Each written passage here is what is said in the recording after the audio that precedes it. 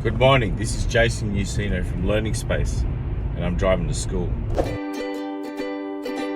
Today I'm going to be talking about managing stress for exams. Many students have the potential to do so well, however because they cannot manage their stress in exams, their results do not reflect their ability. So managing stress for exams is very important. I'm going to give 3 ideas around this. The first one is the primitive needs.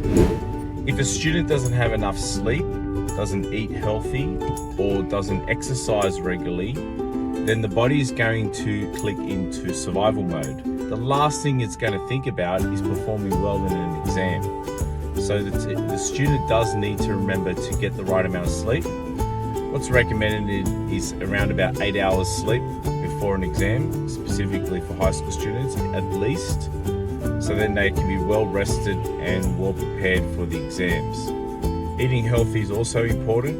If they do not fuel their bodies very well before an exam, it hinders on their memory, it hinders on their performance.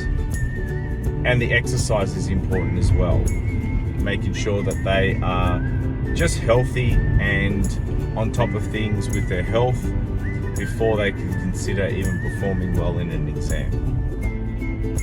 The second thing is balance. If they do study non-stop, they will find that they will almost just burn out. And even if they don't burn out, what you'll also find is that you could be stuck on a particular question within your study for a long time.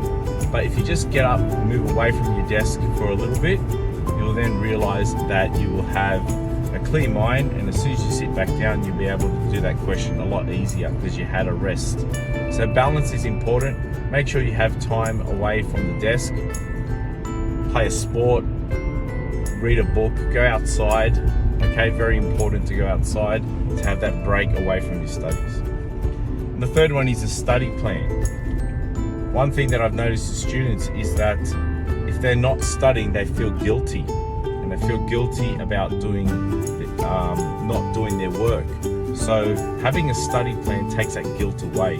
If it's scheduled in for them to have a rest and they're having a rest, they'll have a proper rest. They won't feel guilty about having their rest.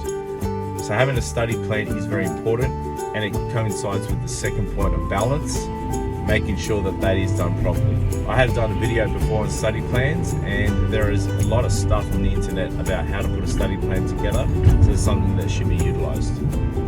So they're the 3 ways to manage stress for exams. The first one is the primitive needs, making sure that the body is healthy and has its needs before thinking about exams. The second one is having the right balance between time at the desk and time away from the desk. And then finally have a study plan, so you know when it's time to rest and when it's time to study.